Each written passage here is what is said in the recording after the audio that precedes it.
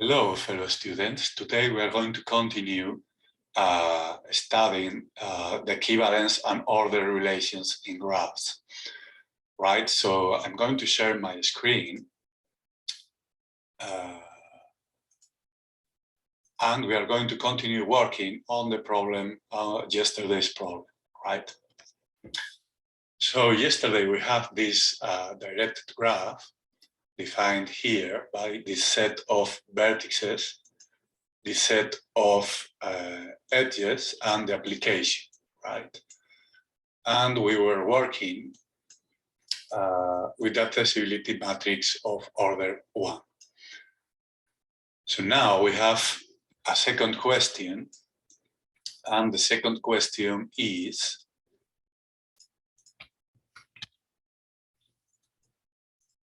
calculate if it exists the smaller graph that contains the initial one representing an order relation and justify otherwise, right? And the same for an equivalence relation.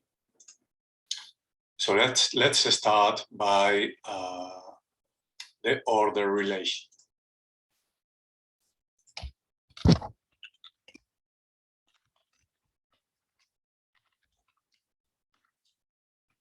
Okay, so the first step is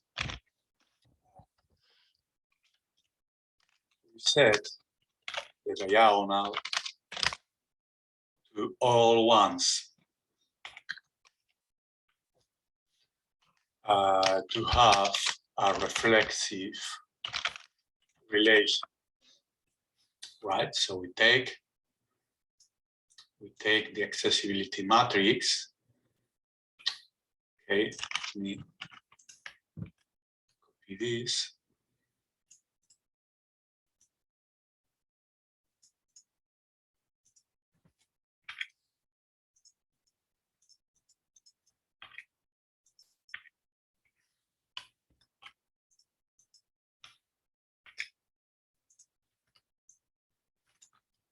Okay, let me pick the color black.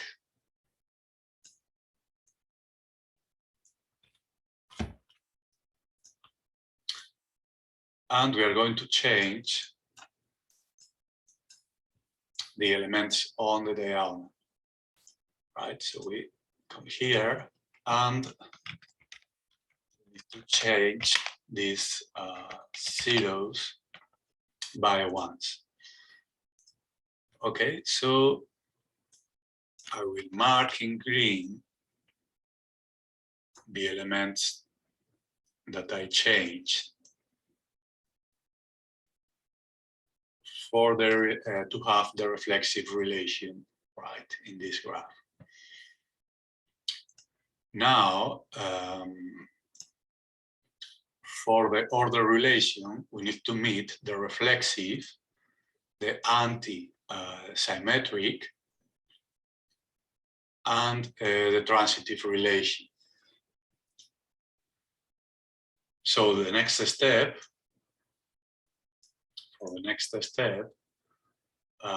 we already have the antisymmetric relation. So we need to work on the transitive one, right? Let's write it here.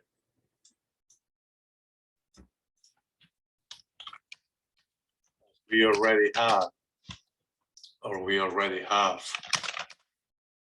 the anti-symmetric relation. To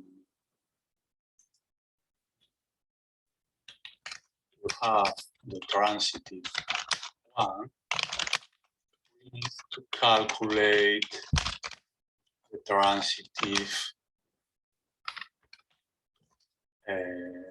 close.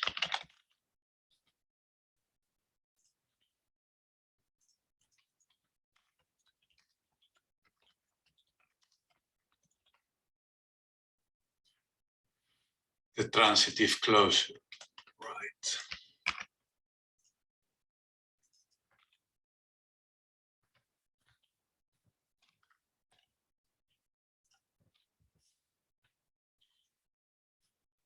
So how do we do this? Well,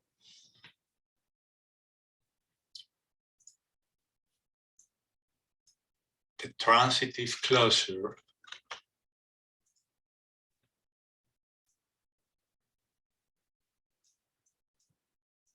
is defined as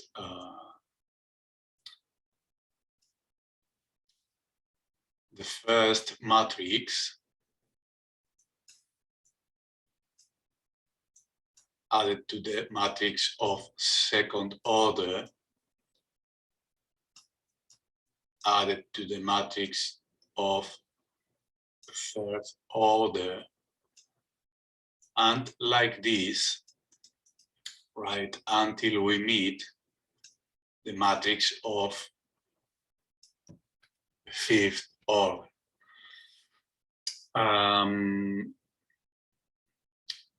In this case, you need to realize that this transitive closure is different to the general accessibility matrix, right? Because when we were calculating the accessibility matrix, we were adding also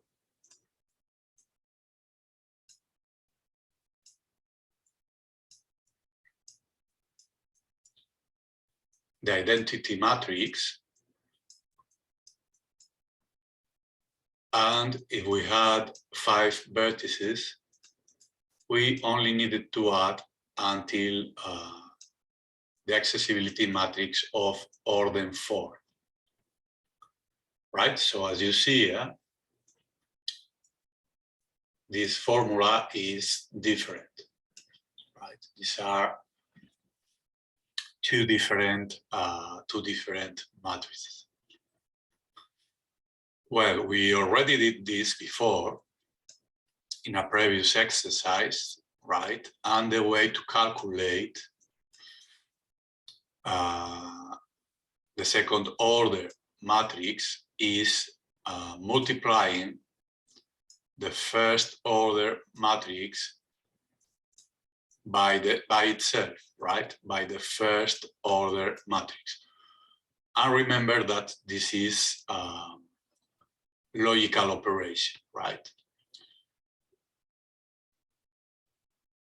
So I won't explain this multiplication in detail because we already did it, but is the logical multiplication of this matrix by itself, right? So we can already write the result. We multiply the first row by the first column for the first position, right? The first row by the first column, and we have ones in a coincident position here, right? So the position 1, 1 will be 1. For the position 1, 2, we multiply the first row by the second column.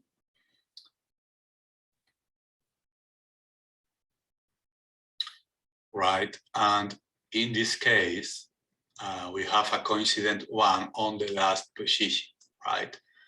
So the position 1, 2 is also a 1. For the third position, we multiply the first row by the third column. So you can see we don't have any coincidental 1 here. So we put a 0 on this position of the matrix. Right, we continue like this, calculating values for all the positions within the matrix.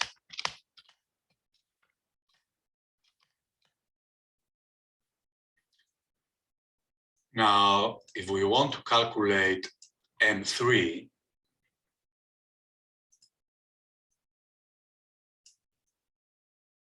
we only have to multiply M1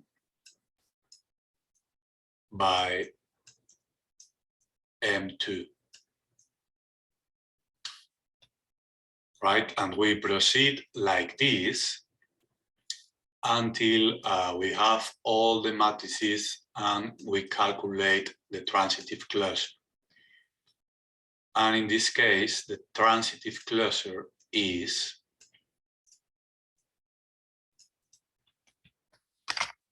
if you make all the calculations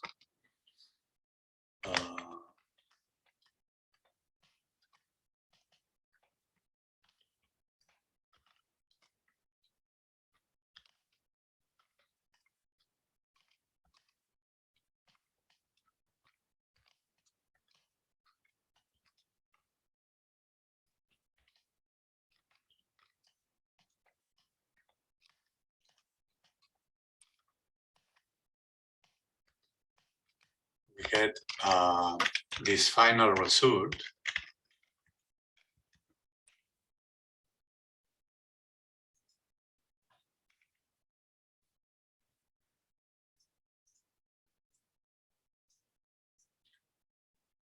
So this is a transitive closure, okay? So we can conclude that this relation is reflexive and transitive, right? Because we have added ones on the diagonal, and we have calculated the transitive closure, right? But it's not antisymmetric.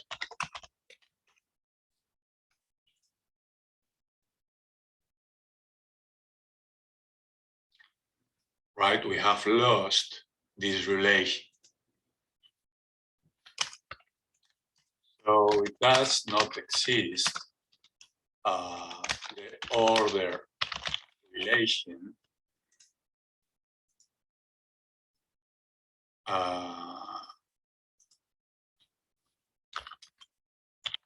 order relation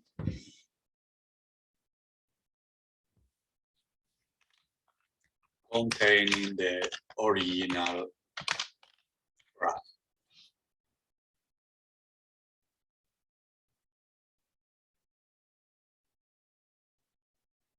It does not exist, let's say,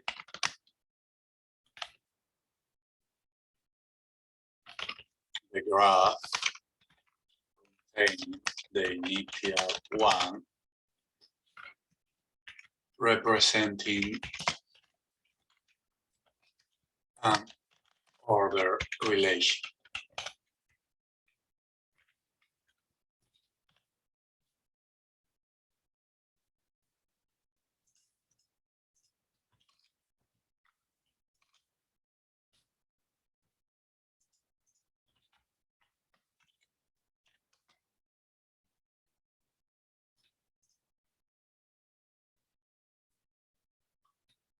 It's not possible to calculate it, right?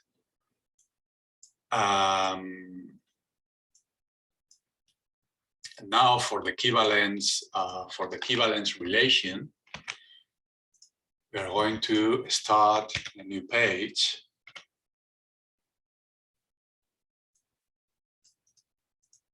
We are going to add a new page.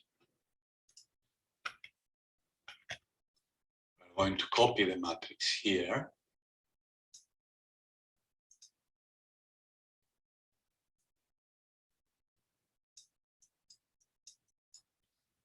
The accessibility matrix of order 1. And we are going to copy the text of the problem.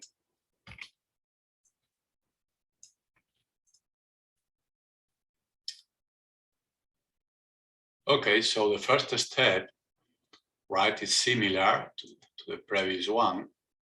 We need to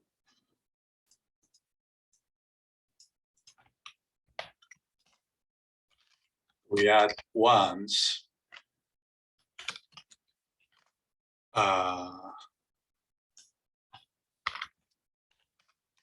for the relation to be reflexive and symmetric.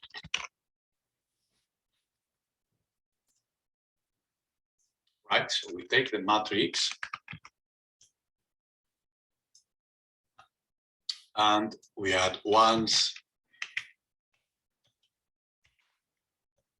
diagonal. And then we need to make it also symmetric, right? So we need to check all the positions where we have ones. So for instance, in the position 1, 5, we have a 1. So we need to have another 1 in the position 5, 1. In the position 2, 1, here, we have a 1, so we need to put another 1 in the position 1, 2. In the position 4, 1, we have a 1 here. Sorry, it's the position 4, 2. We need to put a 1 in the position 2, 4 here. We need to put a 1 here. Then we have the position 4, 4. Okay, this is on the diagonal, so it doesn't matter. Then we have 5, 2.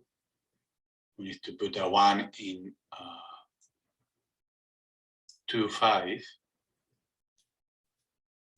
So we come to 2, 5. We put a 1 here. And finally, we have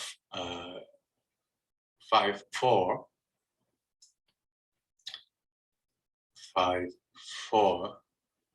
So we need to put a 1 in 4, 5. 4, 5. Okay, so okay, this was the original, right? This was the original, and now we have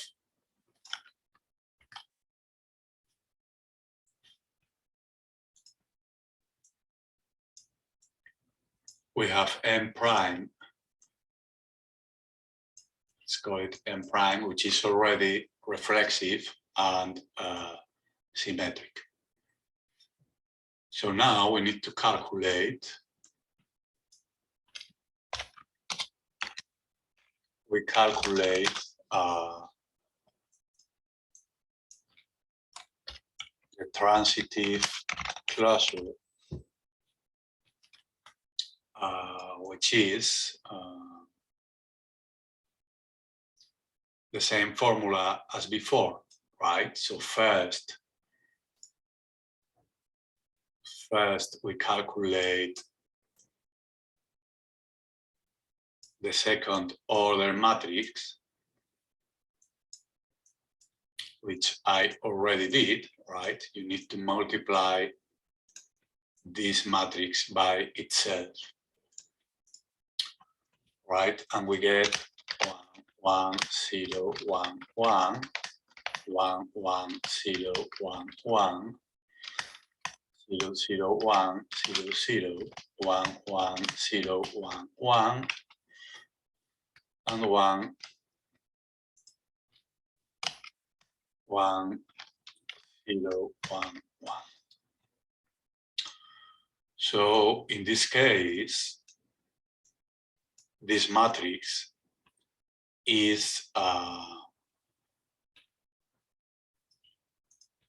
also equals to the matrix of third order, to the matrix of fourth order, to the matrix of fifth order, and to the transitive closure.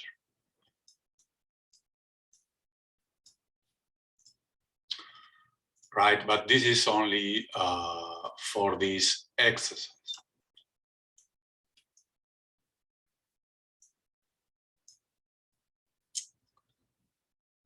right? So let me write it here. For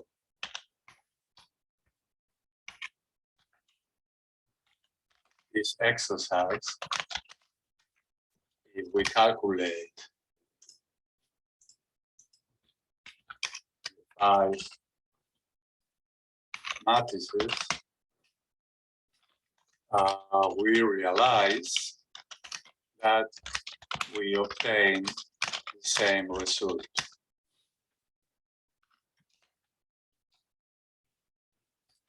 For other exercises,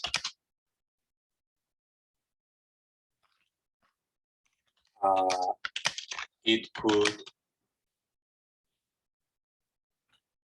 not be the case.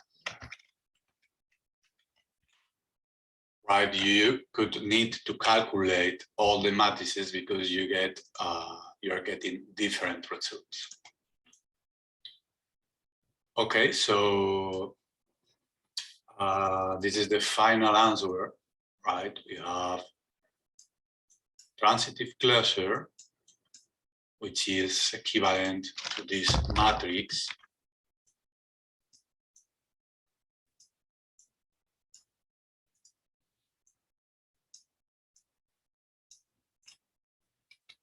And this is the final solution.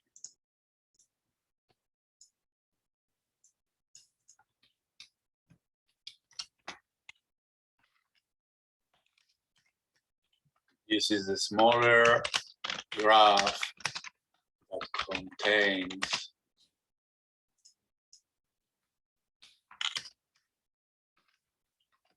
the original one, representing an equivalence relation. Right, we made it reflexive, symmetric, and transitive.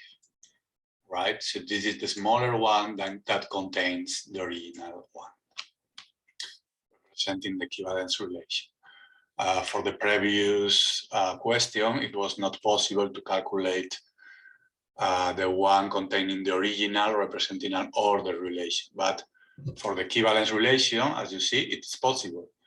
We just need to make it reflexive, symmetric, and transitive. Okay, so that was all for today. Thank you very much for joining me on this exercise. We will continue the next day. I want to tell you that if you have any question, if you see any mistake, please don't hesitate to write in the comments, right? And thank you very much for joining me today. I will see you in the next videos. Bye-bye.